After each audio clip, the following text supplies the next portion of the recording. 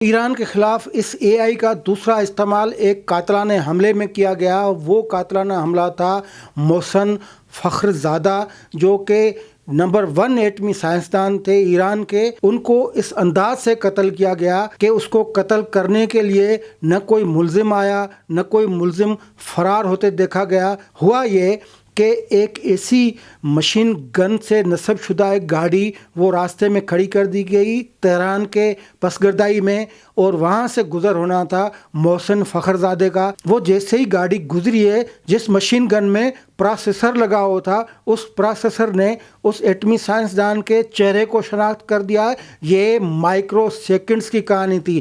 چہرے کو شناخت کیا، پھر اپنی ڈیٹا جو تھی اس میں منتقل کیا، پھر وہاں سے انسٹرکشنز لی۔ جب ڈیٹا میچ ہو گیا تو خودکار مشین گن چلی ہے اور محسن فخرزادہ کو قتل کر دیا۔ اس کے ساتھ اس گاڑی میں بیٹھی اس کی بیگم کو ایک گولی بھی نہیں لگی۔